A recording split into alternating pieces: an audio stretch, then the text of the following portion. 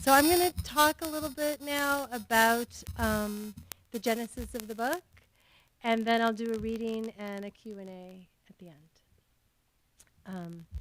And basically, the forgetting time began as a notion when my children were very small, and I began to volunteer at a hospice. And I think a lot of people have thought that's a little odd, especially you have these kids running around in diapers. Why would you do something like that?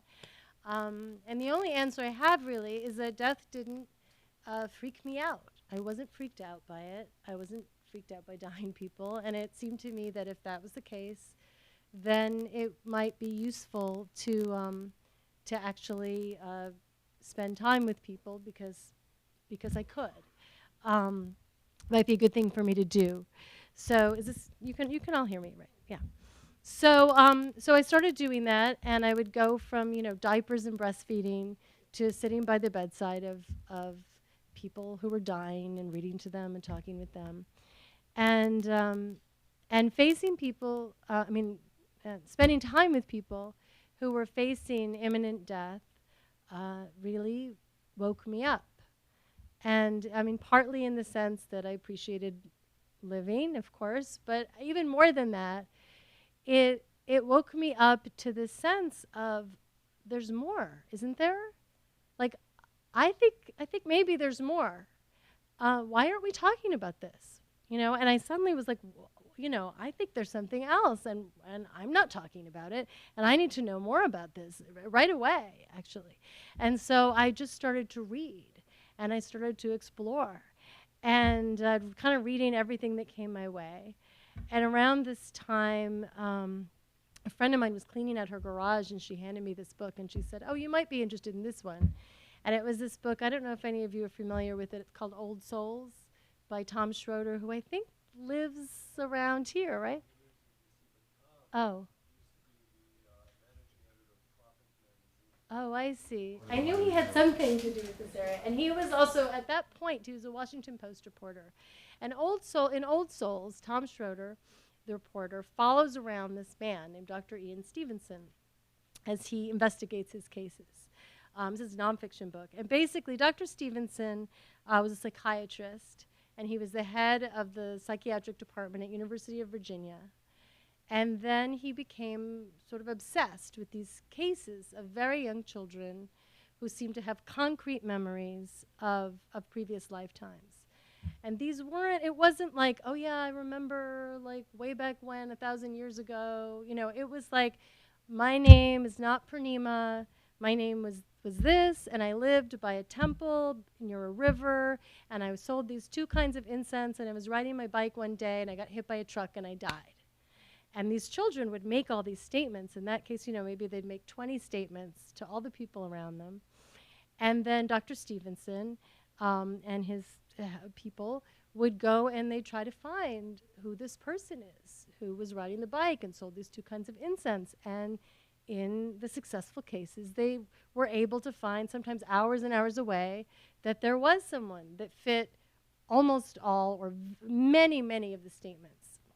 And then they would bring the child to these places. And the child would, in many cases, identify people, identify things. And these cases are unbelievable, or I should say, believably mind-boggling from my perspective. And I really, they pretty much blew my mind. There's one case that, it's hard for me not to just hijack the whole conversation and talk about all the cases right now, but there's a couple that are just really stunning. One of them in the book, not in my book, in Old Souls, is about, there's this woman, little girl in Lebanon named Suzanne, and from the time she could talk, she'd pick up the phone and say, "Layla, Layla, Layla." And then when she got a little older, she said, "My name is not Suzanne, my name is Hanan, and my husband's name is Farouk, and I have 3 daughters, Layla, and she named the other 2, and I want my family back." And eventually they did this research, and they found, there was a family with a Farouk and a Layla, and their mother, Hanan, had gone to the States to get an operation in the States, and Layla was supposed to come with her daughter, but at the last minute her daughter couldn't come. She tried to call her before the operation, but the phone didn't get through, and she died on the operating table. And this family was a little prominent, and they were a little skeptical when they heard about the girl. So they decided they're just going to show up. So they just showed up one day, the daughters and Farouk, the husband, and the little girl turned to each of them, identified them by name, and said, "Did my brother give you the jewels he was supposed to give you?" And she knew exactly what they were supposed to have inherited. Only the family knew this. And then when she found out that Farouk had remarried, she was completely distraught. Said, she's 5 years old, by the way, at this point. 5-year-old girl, how could you remarry? You said you would only love me, you know. So that's just one of these 3,000 plus cases that Dr. Stevenson and then Dr. Tucker, who continues this work, have investigated. There's also one famous one of Shanti Devi that Gandhi actually developed a commission to investigate, because Shanti Devi spoke dialect from an area far from where she lived. And when they brought her to this other place, she immediately went up to a total stranger and started kissing his feet and said it was the older brother of her husband from her previous life. And she knew where a well had been and where money had been buried. And so they're really extraordinary cases. And I was just totally, you know, taken with them. And meanwhile, I had my little kids at home, you know, and they're doing little kid things. And I think as anybody who's had kids or known little kids or been a person knows, like they come out in some way, right? They come out, and like this one is afraid to fall asleep at night, and that one really loves the saxophone music. And my nephew, you know, is afraid when water goes down the drain. And I started to think, like, why are they the way they are? Like, how did they become the people that they are? And we have siblings, right? And they're completely different. Why is this one that way and that one's the other way? And how much are our children our children anyway?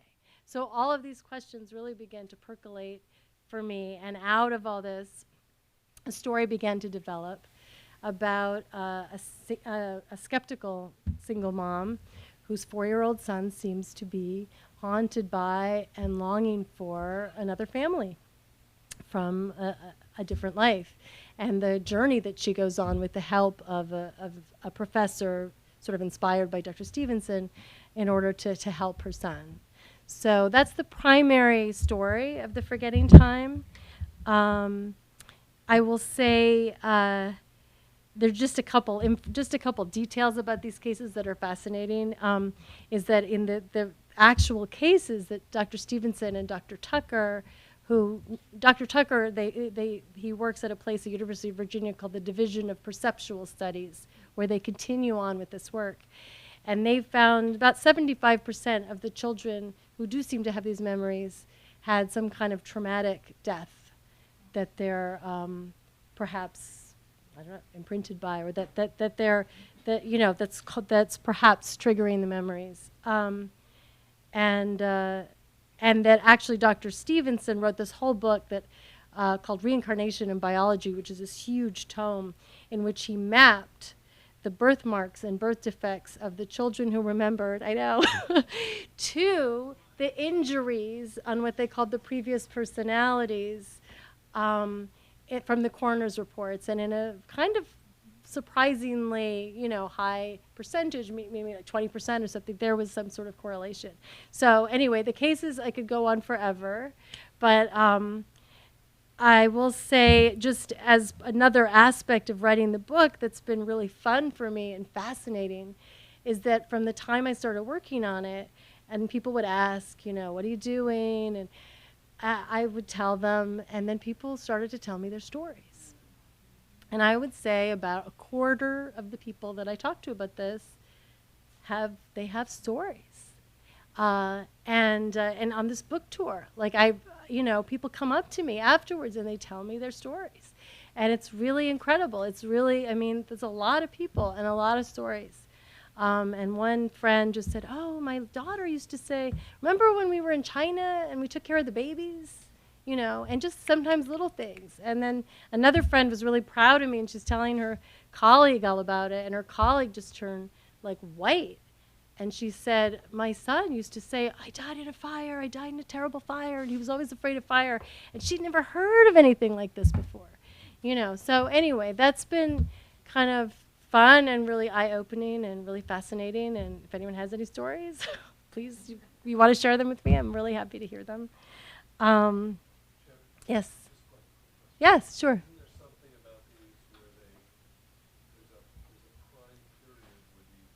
Ah, yes, thank you. Okay. Yes, that's true. Or a forgetting time. I will say, yeah, the title, The Forgetting Time, it refers to a couple things, but most, I would say, most of the children that remember forget everything by the time they're 5 or 6. And they're just in the stream of daily life, and they forget. You could also say that the character based, inspired by Dr. Stevenson, also has a kind of semantic aphasia, so he's also losing words. And you could say the forgetting time might refer to that as well. And for me, I think, you know, if it's true and we all have all these past lives, then you would say probably that almost all of us are in a forgetting time because we've forgotten them mostly. So anyway, that's the title a bit. And then I just wanted to say a little bit, especially for any writers here or just people in general, that, you know, I've been writing for about like 23, 24 years pretty seriously. This is my first published novel. Sometimes I refer to it as my third first novel because I wrote 2 other books that I didn't sell before this one. Well, we'll see. But I actually had this moment where, you know, after the second book didn't sell, I was at a Virginia Center for the Creative Arts, it's an artist colony, and I was sitting there in the living room, and there was this other woman there, and we started to talk, and she had written 5 books and not published any of them. And she had like one of the best agents, blah, blah, blah, you know, great support, but it didn't happen. And we both sat there and we sort of thought, are we out of our minds to like, keep writing? Like we're nuts, right? And we just kind of just, you know, commiserated. And then we just thought, you know, we're gonna do it. We're gonna start on the next book because we want to, and we want to keep writing. And also because we'd reached the age at which our sense of value as human beings was not connected with however our books did or didn't do. And so we were free. We could just write what we wanted to write. And her name is Virginia Pye, and her second published novel came out in October. And my first novel came out a month after my 50th birthday. And here it is. So thank you. So I'm going to read a little bit now. The part I'm going to read doesn't require too much setup. All you need to know really is that Janie is a single mom. Her son Noah is 4, and he's in preschool. And she's an architect with her own business. And she is meeting with some clients, and she gets the call from the preschool director saying, you need to come right away. There's been an incident, or something's happened. You have to come right away. So just one second.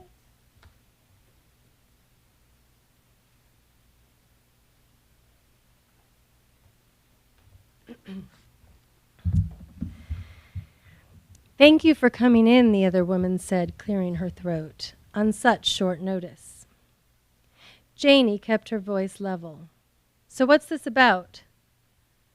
A pause ensued, in which Janie tried to keep her breathing as steady as possible, in which she heard every tick of the preschool's beating heart, the sound of a faucet in the art room, a teacher singing, clean up, everybody clean up, a child somewhere, not hers, screaming. Miss Whitaker lifted her head, focusing on a spot slightly to the left of Janie's shoulder. Noah has been talking to us about guns. So that's what this was about? Something Noah had said?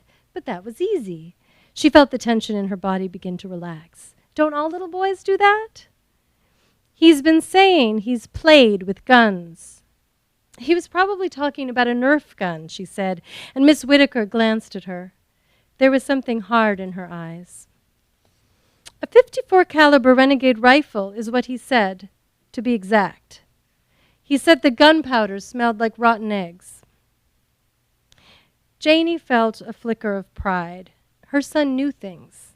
This had always been the case with Noah. Some quirk in his brain, like the brains of savants. Only instead of numerical equations, he knew random facts he must have overheard somewhere.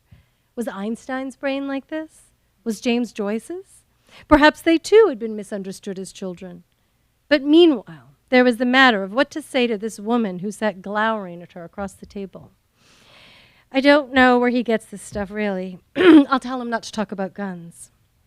You're trying to tell me you don't know where he used a gun or how he knows that it smells like sulfur? He didn't use a gun, she said patiently. And as for sulfur, I don't know. He says funny things sometimes. So you deny it? She wouldn't look at Janie. Maybe he saw something on television. He's been watching television, has he? Ugh, this woman. He watches Diego and Dora and SpongeBob and baseball games. Maybe they had an ad on ESPN for hunting or something. There's another thing. Noah has been talking a great deal about the Harry Potter books. Yet, according to you haven't read them to him or shown him the movies. That's true. And yet he seems to know them extremely well. He's been going around saying some sort of killing spell. Look, it's just how Noah is. He says all kinds of things. She shifted her legs. Her butt was going numb in the tiny chair. She'd cut the Galloway visit short. Mrs. Galloway was probably calling all her friends right this minute to tell everyone she was wrong. She couldn't recommend Jane Zimmerman architecture after all. She was losing clients because of this nonsense. So that's why you called me in here from an important business meeting? Because you think my little boy talks too much about guns and Harry Potter? No. She shuffled some papers on her desk, ran a knobby, beringed hand through her silver hair. We were having a discussion about discipline today at school. There was a biting incident, but never mind about that. We discussed our rules, how hurting one another is never acceptable.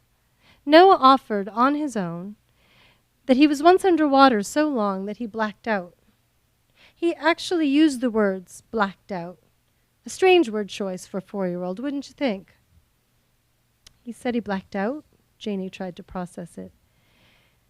Mrs. Zimmerman, I'm sorry, but I have to ask you. Her eyes, finally focused on Janie's, were pinpricks of cold fury. Have you ever held your son's head underwater until he passed out? What? She blinked at the other woman. The words were so terrible and unexpected that it took a moment for her to absorb them. No, of course not. You understand why I'm having difficulty believing you. She couldn't sit in that seat a moment longer. She leapt up and began to pace. He hates baths. That's probably what it is. I washed his hair. That's my crime. The woman's silence was contemptuous. Miss Whittaker's gaze followed her as she walked back and forth across the room. Did Noah say anything else? He said he called out to his mommy, but nobody helped him, and he was pushed underwater. Pushed under? Please sit down. She was too baffled to stand any longer. She sunk back into the little chair. But nothing like that has ever happened to him. Why would he say that? He said he was pushed underwater, Miss Whittaker repeated forcefully, and he couldn't get out. Understanding washed over Janie at last. But that's his dream, she said quickly. A nightmare he has, that he's stuck underwater and can't get out. A fragment of the night before came back to her, Noah pummeling her with his hard fists, yelling, "Let me out, let me out, let me out." Their nighttime drama gone by morning.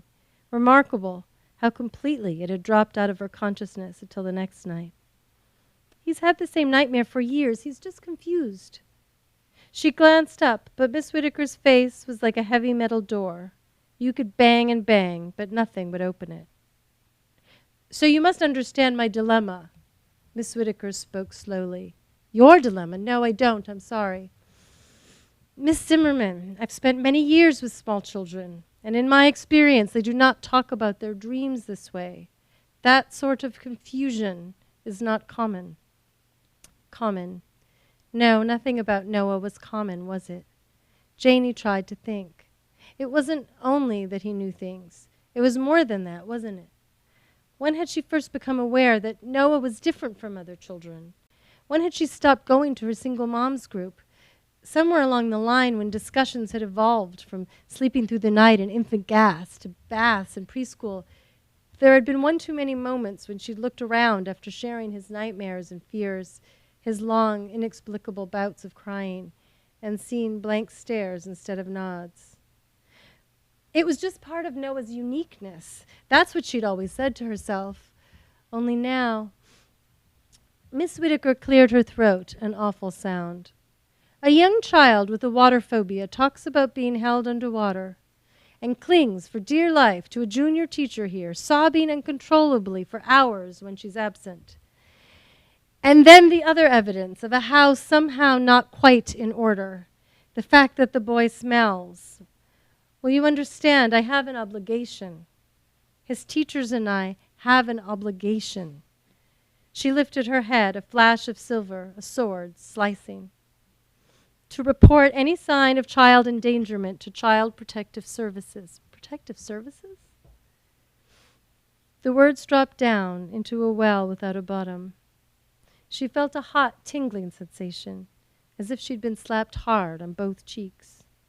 The Galloways, her financial worries, everything that had cluttered her mind fell away. You must be joking. I assure you I am not. It was impossible, wasn't it? She was a good mother, wasn't she? She looked away from her at the playground out the window and tried to pull herself together. They couldn't take him away, could they? A crow alighted on the swing set, taking her in with its sharp, beady eyes. She forced the panic back down her throat with an effort. Look, she said, keeping her voice steady, have you ever seen a mark of any kind on him? Or any evidence of abuse? I mean, he's a happy kid. And it was true, she thought. She could feel Noah's joy. Anyone could. Talk to his teachers. I have. Miss Whittaker sighed, rubbing her temples with her fingers. Believe me, I don't take this lightly. Once you're in the system. Noah's quirky, Janie said suddenly, interrupting her. He's imaginative. She cast her gaze out the window. The crow ruffled its feathers, cocking its head at her. She turned back into the room and faced her adversary. He lies. He lies? He makes up stories, just little things mostly. Like once at the petting zoo, he said, Grandpa Joe had a pig, remember? It was so loud. But he doesn't have a grandpa, much less one with the pig. Or in school, one of his teachers said that he told the class about going to the lake house in the summer and how much he loved it there, how he jumped from the raft into the water. She was proud of him for speaking up at circle time. Yes? Well, you see, there isn't any lake house. As for swimming, I can't even get him to wash his hands. She sighed. She laughed, a dry sound echoing in the room. And at night, before he falls asleep, he says he wants to go home and asks when his other mother is coming. That kind of thing. Miss Whittaker was staring at her. How long has he been talking like this? She thought about it. She could hear Noah's toddler voice, that plaintive whine. I want to go home. Sometimes she'd laugh at him. You're right here, silly. And before that, when he was a baby, there was a period of time, a blur now, yet agonizing when it was happening, when he would cry for hours, calling, Mama, Mama, while wriggling in her arms. I don't know, a while. But don't many children have imaginary friends?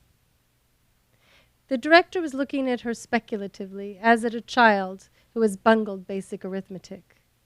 This is beyond imaginative, she said, and the statement rang in Janie's ears, reverberating in a back room of her mind that had been waiting for it, she realized, for quite some time. Janie felt all the fight begin to seep out of her. What are you saying? Their eyes met. The hardness was gone. The woman's eyes shone with a sadness Janie had no defense against. I think you should take Noah to see a psychologist. Janie looked out the window as if the crow might think otherwise, but he had gone.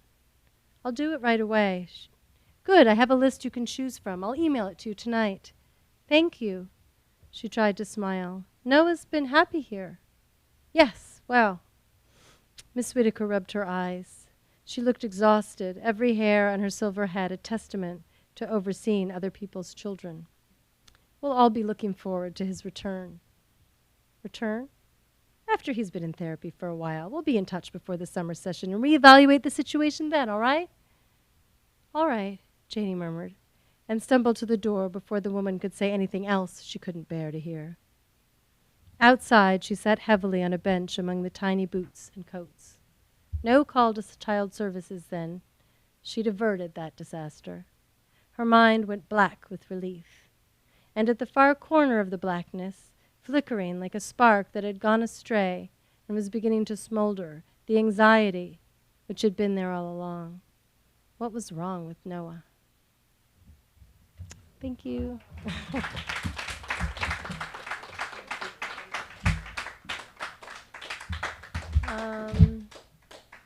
So, happy to answer any questions, if I can. Yes. How did your feelings about reincarnation evolve as you were writing? Well, it's interesting because when I first started writing the book, I was kind of just curious. I thought it was interesting. I thought it was, maybe would make a good story. And obviously, I was very taken with the subject matter. But after steeping my mind in these cases for so many years, and actually getting to know Dr. Tucker a bit, who's kind of the least crackpotty person you'll ever meet. Like, he's super conscientious and rational and calm, and hearing people's stories and exploring more, it's sort of, I started at one point to ask myself, wait a minute, I know I'm writing this book, but is this true? And then I thought, oh, do I think this is true? And then eventually, I think this is true.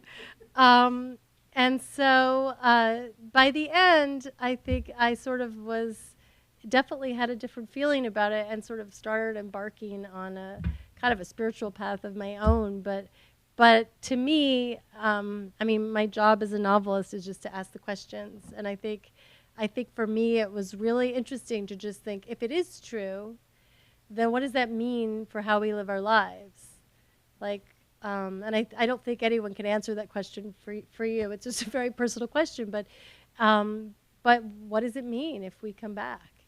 Does it change how we do what we do? So that's where I'm at, sort of. And certainly I hope that the novel kind of asks these questions in its own way. Anyone else? Hard question, but how did you take so many stories of past lives and create from them a storyline for the book that you were to create? I think to be totally honest, it was really about what can I handle. I love that Lebanon story, but I thought about it like little girl who's in love with grown man. I don't think I can handle that. It's like, okay, I'm a mom in Brooklyn. I have a kid. Okay, that part I got it down. Although interestingly, it's always the characters that are closest to you sometimes that are the hardest to nail. And then it was just about, somebody had asked me, well, Noah, in this case, I don't want to give too much away, but one of the previous personality that he's remembering is possibly another child.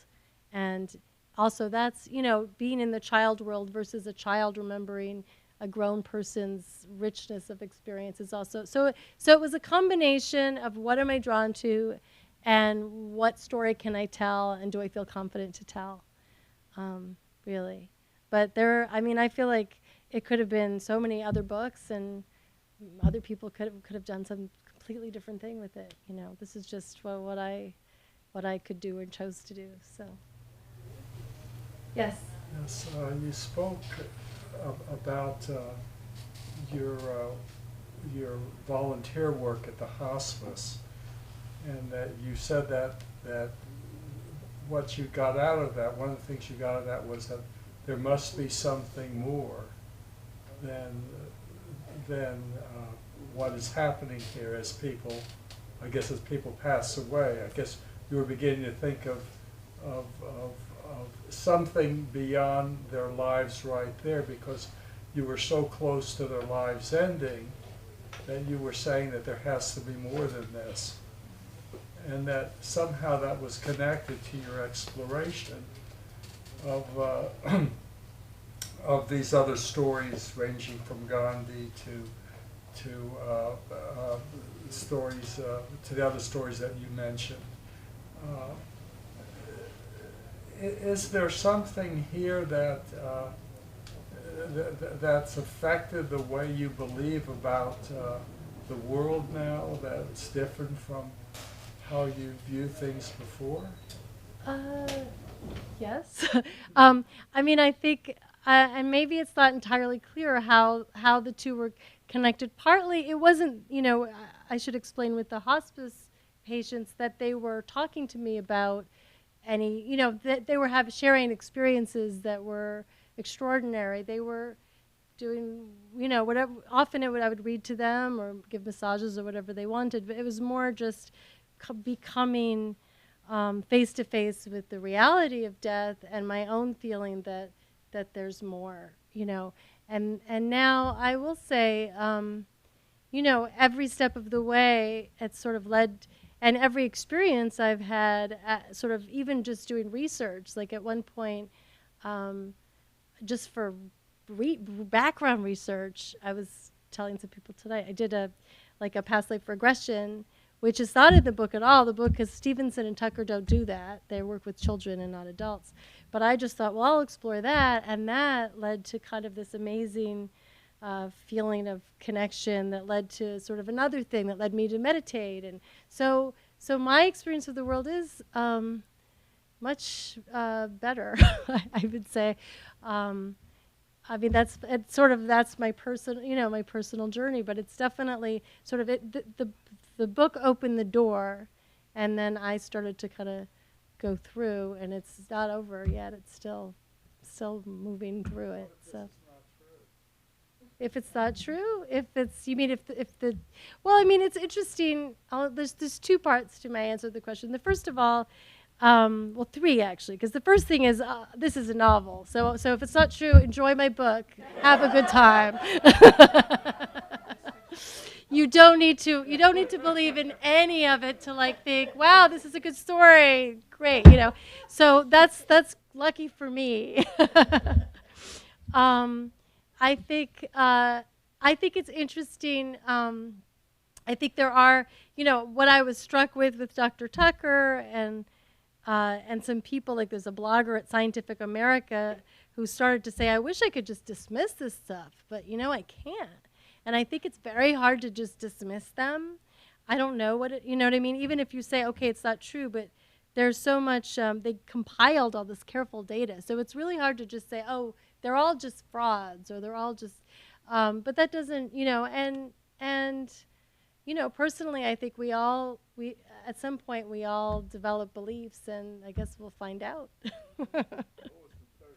Well, that's the thing. The third thing is that I mean, personally, my life feels happier now. So even if it's not true, I'm still benefiting from it. So that's good for me, Yes, this is my mom.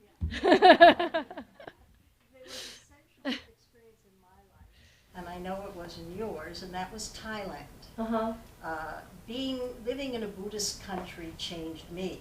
Not that I believed in reincarnation, but I felt very close to Buddhism somehow. And I went to a lot of temples, and my students and I talked about that.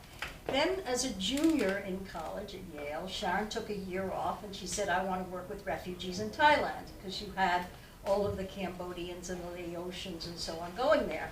What could I say? Of course, you can go. How did that experience, if at all, do you think affected your interest in this topic, or your interest now, which is very strong and she hasn't told you, in being a Buddhist, which she has now become? Okay, well, I will say, first of all, the reason that I don't talk about being a Buddhist, I will say that the reason that I don't talk about being a Buddhist is it's not a Buddhist book, because I didn't become a Buddhist till I finished the book. So, no, I know, but people ask me sometimes, okay, so you're a Buddhist writing a book about reincarnation, and they assume that it's kind of a book that has some sort of Buddhism in it, and it actually, I wasn't really practicing when I wrote the book, although I did have, I knew enough about it that there's this beautiful, I was saying, there's this beautiful meditation and belief in Buddhism that we have been reborn so many times over, like, countless times, so that every single person was our mother. Like, truly, everybody here was each other's mother. And I said, I have a friend who said, I can really believe that about everybody except for my mother. It's not me, I didn't say it. But it's really, and I think in a way, that whether you believe it as fact or you just believe it as a metaphor, I think that to me is the core of the book. We were just like, we're all connected, we're all, and maybe we really were each other's parents and children, and we certainly don't behave like that most of the time. In Thailand, yeah, I mean, I think just being in a country in which reincarnation is just a fact of life, it definitely has an effect. And, I was teaching these children, and when we said goodbye, it was pretty much goodbye. And some of them say, see you next life, And it was kind of like a joke, like we say that, but it wasn't entirely a joke. And maybe I will, So that sort of definitely kind of stayed with me. And I should say that most of the cases that Dr. Stevenson and Tucker investigated, a lot of them were in countries in which reincarnation is a belief. Because, if they'd hear about, people would talk about a case, and then a newspaper would write about it, and then they would come to investigate that case, and then 10 people would come up to them and say, well, my daughter's been saying this, and, because they take it seriously. If your daughter says, I was this person from this place, and I did this, they take it seriously. Whereas here, a lot of times, if your kid says, oh, yeah, I lived on a ranch, and I was like, and I did the rodeo on Saturdays or whatever, like, that's nice, kid, we don't really take it in. Although I think that's changing. Dr. Tucker has a book called Return to Life, which is about American cases that came out like last year, I think, and there's a lot of just really fascinating cases here. So, yes. In their studies, are they finding that these children remember one life or multiple lives? Almost all of them are remembering and strongly identifying with one life. So they're having like an emotional kind of connection and identification with that. I mean, there are so many cases. I'm sure there are cases where people mention other lives kind of briefly, but it's really more about because the numbers of memories that they have, the concrete memories, are pretty impressive. They'll have like 50 statements they'll write down or something like that. And they, some people have speculated, well, they just have ESP. The kids just have ESP. But the thing is that they feel that they were these people and feel like connected to the families or the lives of these people. So, what? I love that. Well, it's so funny, right? It's like that ESP is like, oh, okay, good. We don't have to believe in reincarnation because we can believe in some super ESP, as if somehow that's more rational, which is just the culture that we're in. Again, many other places, it would be like, why are you thinking ESP? It's obvious, Yes. Talking about truth and how hard it is to find that, and indeed, as Shakespeare always said, there's more in heaven and earth than in your philosophy of ratio, but being part of the industrial age and moving to the computer age, America has, in its science, always been Newtonian, cause and effect. But we've moved in the last decade into a new area of science called quantum physics, where particles hundreds of miles away can affect each other, across the universe can affect each other, and they don't know why. And it's something that is not cause and effect. So there are a lot of things that we can look into today that we don't know, and perhaps we will know or never know. And it's very hard to know that this is not truthful. Right. Well, actually, Dr. Tucker in the book I mentioned, Return to Life, he has a whole chapter on quantum physics, and he connects it up. I mean, there was Max Planck, who's one of the sort of foundational quantum physicists, had a famous statement that said, "I believe that consciousness is fundamental. I believe that matter is derived from consciousness." And if you really take that in, then it's sort of anything is possible. Anything is possible if matter is derived from consciousness. Certainly, you know, a birthmark or a, you know. So anyway, and I don't fully begin to comprehend quantum physics, but it does seem as if, you know, there was something in the, I just read online like a couple days ago, they were saying, oh, there's new proof that the universe had no beginning, you know. And there's actually this Buddhist concept, beginningless time. And we're all like, what do you mean beginningless time? We know about the Big Bang. There's no beginningless time. It's like, well, now they're saying maybe there is beginningless time. So I think there's a lot of extraordinary things to find out about. Well, time, that's a whole other thing. Yeah, I'm not going to get into time, except for the forgetting time. Yes. Yes. Well, what was it about this, about 5 years old, that made the memories disappear?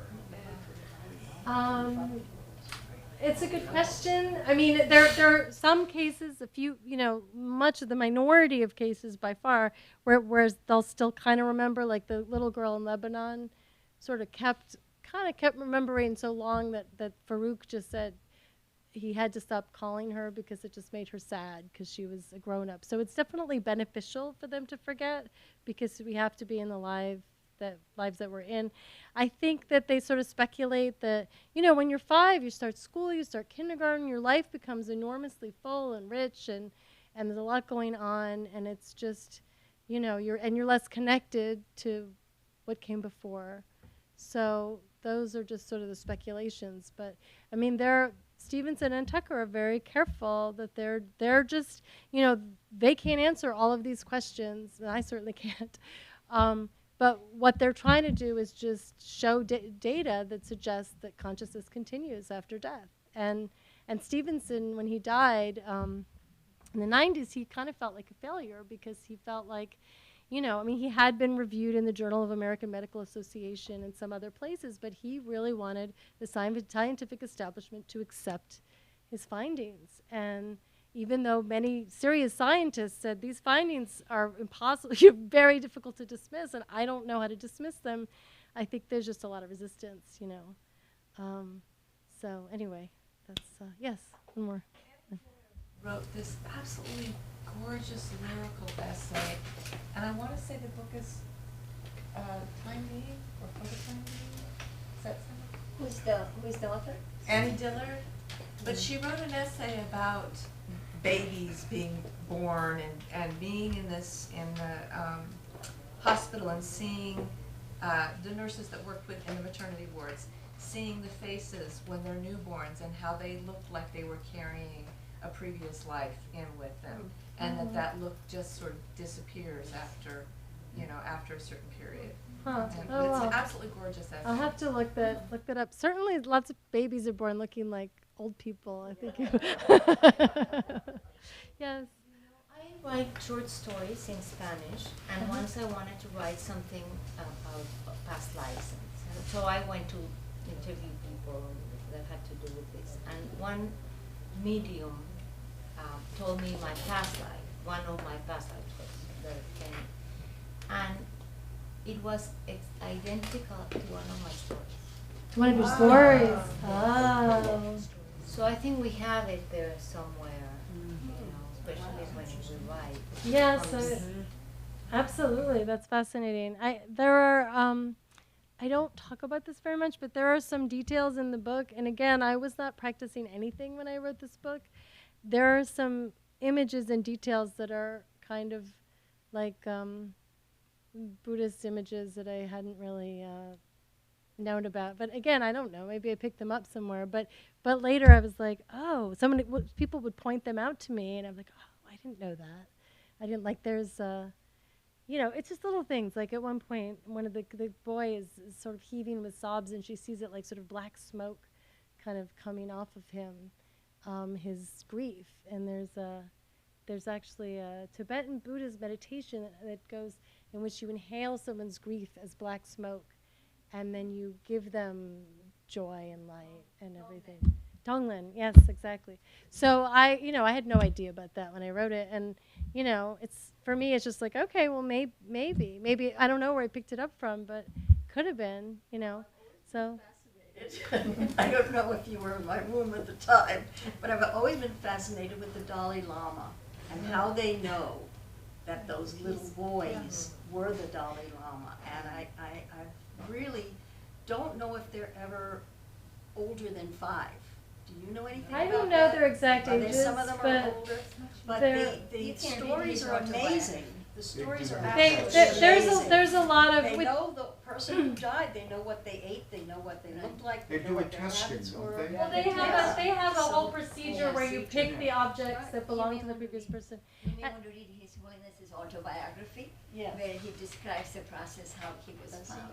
How he was found. Yeah. Very So- interesting, I'm so- gonna go back to it. And I think there's a movie called Kundun. Right, And Guskin, that it was it is, the Melissa Matheson, she had written the script for that movie, and that's also about His Holiness's life from when he was born up till when he he comes to India as a refugee, and it ends right there, so that may be a movie that you want to watch. Taylor Caldwell, I don't know if many people remember her. She was an author, and she used to write about 18th century and 19th century, and she had not done any research. And somebody who had done research in those times, because she would write about medical procedures, and she was right on target about those. And so then she went through a past life regression, and there's a book about that too, about Taylor Caldwell's past life regression, and that's been fascinating. That's fascinating. The cases that you're talking about with Ian Stevenson and Mr. Tucker, they're all spontaneous recollections that Exactly. they're talking There's no about. hypnosis in And those cases. that's why they don't talk about more than one life. And like you said, 75% of those recollections are people that had died traumatically before. So that's why they're more aware of that particular lifetime rather than multiple lifetimes. But when you do it, and my question was going to be, have you done your regression? You already answered that you Well, I haven't done it. think I should be asking you questions. No, you've already done your regression. So. But I'll tell you about it. It's fascinating, but I don't think it's necessarily subject everyone.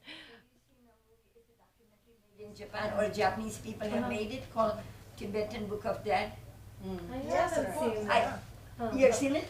I just saw it yesterday, and there's one in there, one boy that had been a reincarnated lama. So I thought you might be interested since you're Buddhist. Tibetan Book of the Dead. Huh? Yeah, Okay. actually, there has been a new translation of it. Was written by Padmasambhava, and there's a new translation that has come out. I don't know if Dr. Zinpa wrote it, but I know His Holiness has given it forward to that book. And there is one by Sogyal Rinpoche. I'm just advertising more books. Sogyal Rinpoche. No. Sogyal Rinpoche wrote a book called Tibetan Book of Dead and Dying. I don't know if you read that Right. or Yes, not. I've read parts of So it. and that there's- has been a kind of a translation, and then this is a bigger translation. It's a bigger book than the Sogyal Rinpoche I book. I see. haven't read this new one, but I know that His Holiness wrote forward on that. Oh, interesting. Yeah, I mean, certainly within like the Buddhist world, there are many cases that are not. It's not triggered by trauma. It's, you could say, maybe triggered by like awakened states of being or something. But I've heard stories about somebody who spontaneously seemed to remember the Tibetan language, and I've heard kind of some amazing stories that way as well. So. Dr. Weiss wrote about a Chinese doctor that had come to his office with a translator, and then she was in a lifetime where she was speaking English.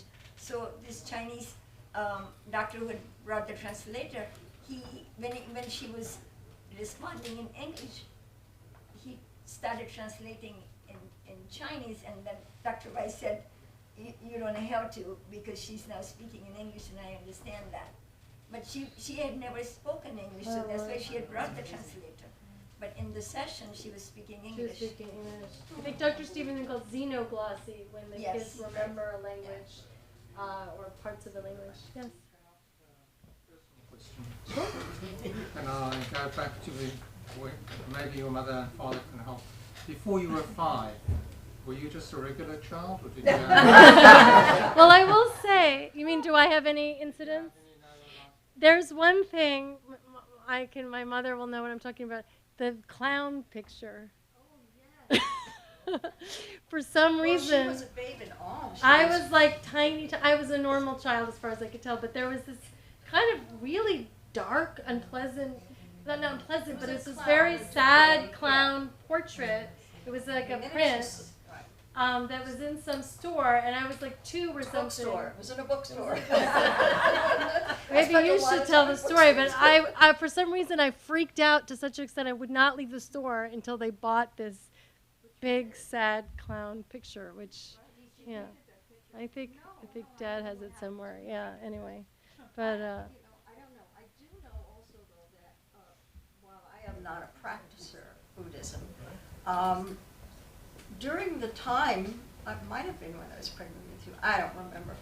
One of my closest friends in graduate school started the Tibetan Buddhist Center in Boulder, and still doing Tibetan Buddhism. And her daughter just married one of the Tibetan Buddhist teachers and learned Sanskrit, etc. And one of my very good friends in Montreal is one of the Dalai Lama's, the son of one of the Dalai Lama's closest advisors, who left Tibet with him. And this fellow was brought up in, I mean, it's all circumstantial, but it, you know, I don't know. Maybe I'll have to have a past life regression. Well, I think I have like good karma for stuff around. I don't know if, is there one more question, or are we, oh. I could say she was a normal as far as I knew, except that she was a writer very early. Yeah, that's not normal at all. There's nothing normal about it. Sharon, Okay. thank you for Oh, thank you. Thank you all. I'll be signing. Tell me your story. Thank you so much. Here's the book, The Forgetting Time. We have it for sale up there. You've got to buy 5 or 6 just to give out to all your past life friends, you know, in order to keep it all going. And she'll sign them all. Anyway, again, thank you. And for those of you who are watching live stream, you still have time to call in to the number on your screen, and Sharon will sign a book for you too, and we will send it out with no shipping charge. Thank you.